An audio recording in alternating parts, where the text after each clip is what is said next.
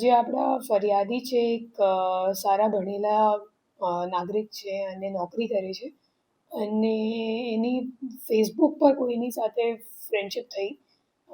સામેવાળા એને પોતાની ઓળખ શીલા શેટ્ટી કરી એને બતાવી અને એમ કીધું કે હું મુંબઈથી વાત કરું છું અને મારું એક્સપોર્ટ ઇમ્પોર્ટનું બિઝનેસ છે. પછી એ લોકો ચેટ કરી લાગ્યા કંઈક અને કોન્વર્ઝેશનમાં વાત થયું કે સામેવાળાએ કીધું કે હું જાતે ગોલ્ડ માઇનિંગમાં ઇન્વેસ્ટ કરું છું અને સારો નફો મળે છે 0.5% દરરોજનું મને મળે છે. તો સામે આપણા જે ફરિયાદી છે એમને પછી લાલચ આવી ગયું અને એમને 4-5 મહિનામાં ટોટલ કુલ મળીને 20 લાખ જેટલા ઇન્વેસ્ટમેન્ટ પણ કરી નાખ્યું. 26 લાખ.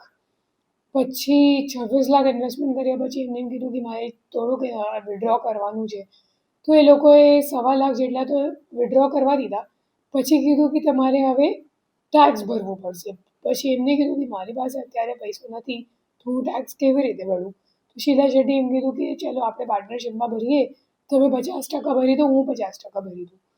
પછી ફરિયાદી પાસેથી એ લોકોએ 21 લાખ જેટલા રૂપિયા ટેક્સમાં ભરાવી દીધા.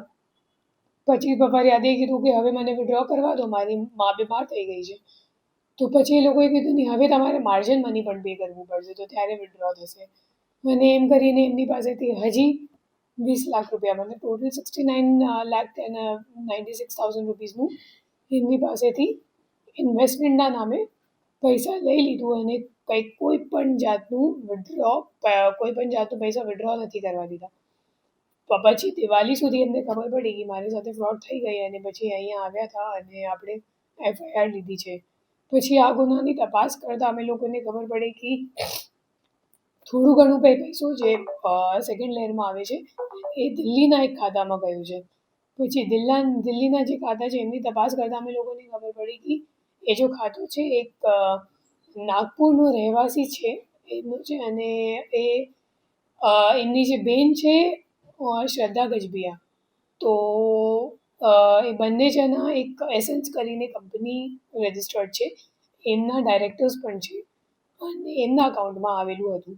પછી અમે લોકોએ શ્રદ્ધા ગજબિયાને ટ્રેસ કરવાની પ્રક્રિયા શરૂ કરી અને ખબર પડી કે એ નોકરી કરે છે હાલ હૈદરાબાદમાં. પછી અમે લોકો શ્રદ્ધા ગજબિયાને લઈને આવ્યા અને અમે લોકોને ખબર પડી કે બેઝિકલી શ્રદ્ધા ગજબિયા એક ચાઇનીઝ ટ્રાન્સલેટર તરીકે કામ કરે છે અને એમને મેન્ડરિન આવે છે અને અગાઉ પણ ચાઇનીઝ કંપનીમાં પણ કામ કરેલી જ છે ઓલરેડી, મતલબ ઘણા બધા કંપનીઓમાં. જેમાંથી એક ઓપ્પો છે જે પ્રખ્યાત કંપની છે, ઓપ્પો મોબાઈલની જે કંપની છે. પછી એમને નોકરી.comના મારફતે ખબર પડે કે કેમ્બોડિયામાં એક મેક્રો સોલ્યુશન્સ પ્રાઇવેટ લિમિટેડ કરીને એક કંપની છે એમાં એક ચાઇનીઝ ટ્રાન્સલેટરની જરૂરિયાત છે. પછી એમનું ઇન્ટરવ્યૂ થયું પેલા કંપનીમાં અને સામેવાળા એને પોતાની ઓળખ નીરજ ગુપ્તા કરીને આપી અને એમનો ઇન્ટરવ્યૂ લીધો ઝૂમ મિટિંગમાં. અને મિટિંગ લઈને પછી એમને જોબ ઓફર અને એમ્પ્લોયમેન્ટ કોન્ટ્રાક્ટ બધું એમને ત્યાં ગયા એના પહેલાં જ આપી દીધું અહીંયા ઇન્ડિયામાં જ.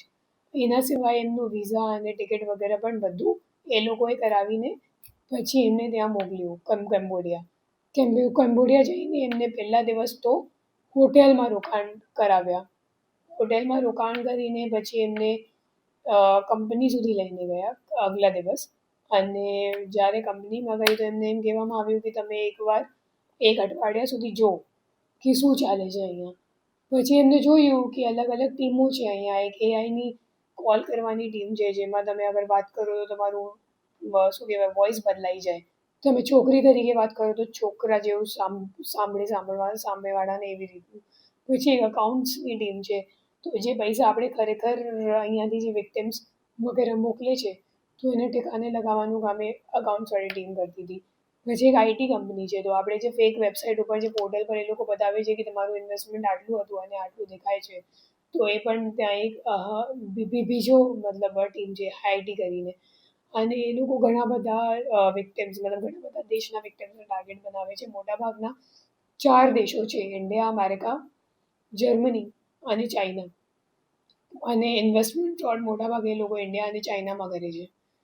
ઓર બીજા બધા અને બીજા ફ્રોડ્સમાં તમે મેટ્રિમોનિયલ ફ્રોડ પણ ત્યાંથી થાય છે કે શાદી.com વગેરેમાં તમે સામેવાળાને પોતાની ઓળખ આપો કે મતલબ સામેવાળી છોકરી છે તો તમે છોકરા તરીકે વાત કરો જરૂરી મતલબ એમ જરૂરી નથી કે તમે પોતે છોકરી જ છો. એ લોકો એવા યુઝ કરે છે આર્ટિફિશિયલી ઇન્ટેલિજન્સ યુઝ કરીને વોઇસ પણ ચેન્જ કરી નાખે છે.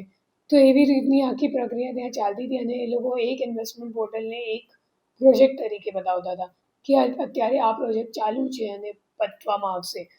તો એમનું એમ કહેવાનું હતું કે હું જ્યારે ગઈ તો ત્યારે એમનું જે ઇન્ડિયાવાળું પ્રોજેક્ટ હતું એમનું એમ કહેવાનું હતું કે સામેવાળાએ કીધું કે તમે અત્યારે જુઓ કે એમ કે એક અઠવાડિયામાં આ પ્રોજેક્ટ પતી જશે અમારું. તો એમ કરીને કદાચ એ લોકો ઘણા બધા પોર્ટલ ઊભા કરીને એમને એક પ્રોજેક્ટ ના રૂપે પ્રેઝન્ટ કરતા હતા. અને એમાં એ લોકો એક ચાઇનીઝ લીશમ કરીને એક ચાઇનીઝ મેનેજર હતો ત્યાં. તો એ ટીમ લીડર તરીકે કામ કરતો હતો અને બધાને બતાવતો હતો કે તમારે શું શું કરવાનું છે.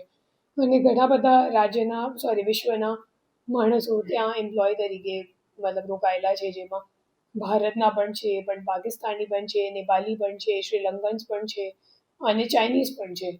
તો એવા જે આપણે શું કહેવાય મિડલ ઇન્કમ કન્ટ્રીઝ અને પુઅર ઇકોનોમીઝવાળા જે લોકો હોય જે જોબની અપેક્ષામાં ત્યાં જતા રહે, પછી એમને $1,500 શરૂઆતમાં પેમેન્ટ કરવામાં આવે છે, $1,500 પર મંથ.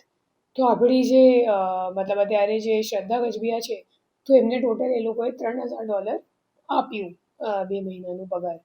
પછી એ આવી ગઈ એમને એમ કીધું કે મારે અહીંયા નથી કામ કરવું.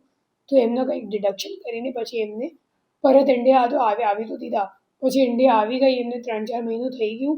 પછી લીચમ કરીને જે મેનેજર છે, ચાઇનીઝ મેનેજર, એમને કોન્ટેક્ટ કરીને કીધું કે અમારી પાસે કંઈક 435 જેટલા મોબાઈલ નંબરો છે એમાં રિચાર્જ કરવાનું છે અમારા કામ માટે, કંપનીના કામ માટે. તો પછી શ્રદ્ધાએ હા પાડી દીધું અને 43,000 રૂપિયાની કમિશન માટે લગભગ 1,20,000 જેટલાનું રિચાર્જ 435 મોબાઈલ નંબર ઉપર કરાવ્યું. અને જે રિચાર્જ કરનાર ડીલર છે એમનો જ્યારે બેંક અકાઉન્ટ ફ્રીઝ થઈ ગયું તો એમને ખબર પડી કે એમની પાસેથી કોઈએ ખોટું કામ કરાવ્યું છે.